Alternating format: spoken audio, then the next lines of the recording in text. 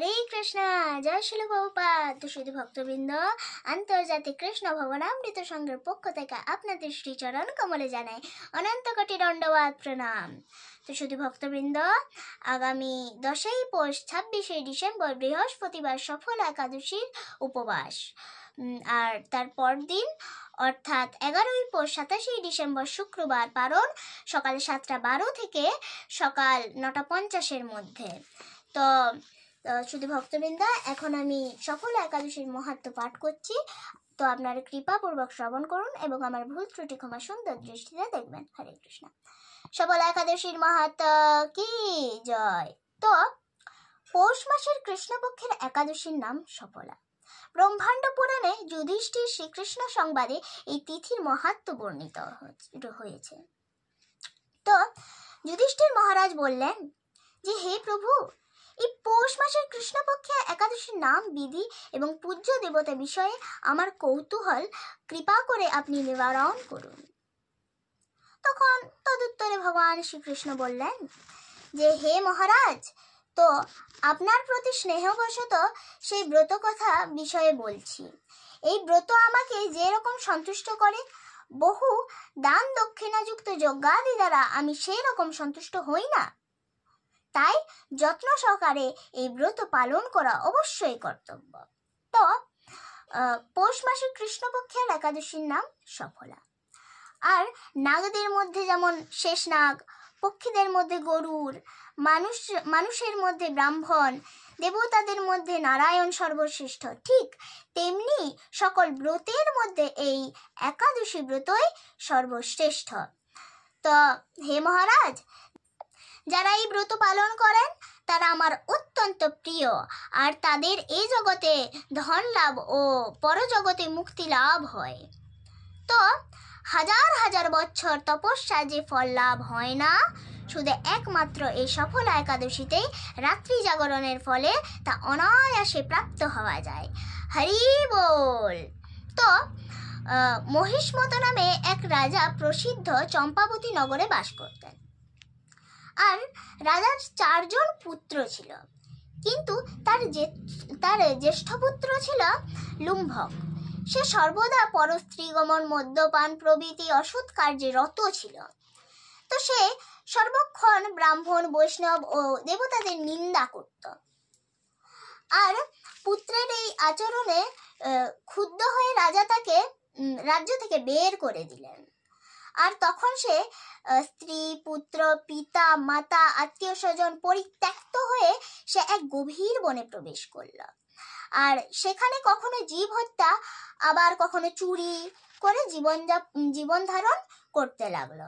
তো কিছুদিন পরে একদিন সে নগরের প্রহরীদের কাছে ধরা পড়ে গেল, কিন্তু রাজপুত্র বলে সে সেই অপরাধ থেকে মুক্তি পেয়ে গেল।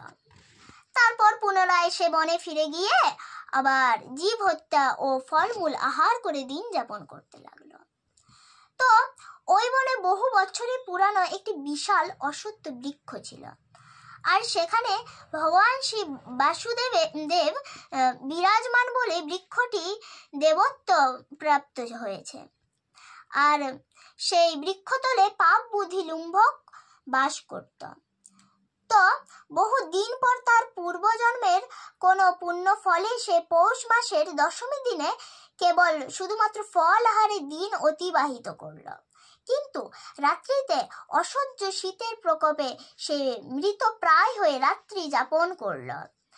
আর পরদিন সূর্যোদয় হলেও সে অচেতন হয়েই পড়ে রইল।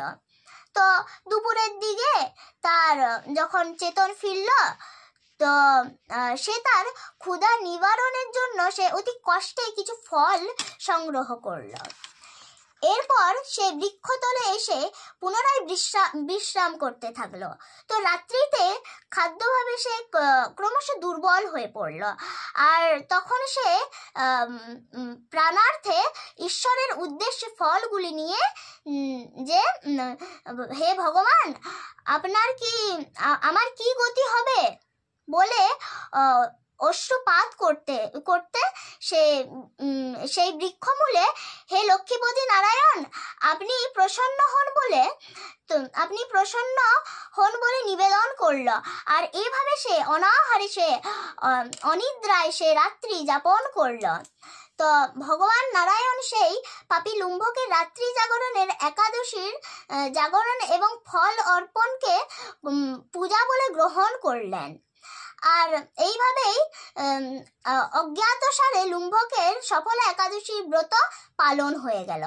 তারপর প্রাতকালে আকাশে দৈববাণী হলো যে, হে পুত্র, তুমি সফলা ব্রতের পুণ্যের প্রভাবে রাজ্য প্রাপ্ত হবে।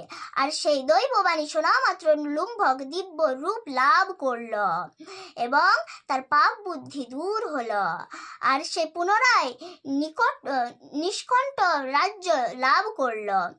তো স্ত্রী পুত্র সহ কিছুকাল রাজ্য সুখ ভোগের পর পুত্রের উপর রাজ্যের ভার দিয়ে সে সন্ন্যাস আশ্রম গ্রহণ করল। অবশেষে মৃত্যুকালে সে অশোক অভয় ভগবানের কাছে ফিরে গেল।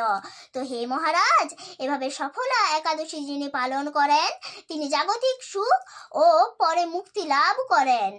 এই ব্রতে যারা শ্রদ্ধাশালী তারাই ধন্য, তাদের জন্ম সার্থক, এতে কোনো সন্দেহ নেই। আর এই ব্রত পাঠ ও শ্রবণের মানুষের রাজসীয় যজ্ঞের ফল লাভ হয়। তো শুধু ভক্তবৃন্দ, আপনারাও প্রত্যেকে এই সফলা একাদশী পালন করুন। শুধু সফলা একাদশী কেন, প্রত্যেকটা একাদশী যত্ন সহকারে পালন করুন এবং অন্যকেও এই একাদশী ব্রত পালন করতে উৎসাহিত করুন। সবাই ভালো থাকবেন। হরে কৃষ্ণা।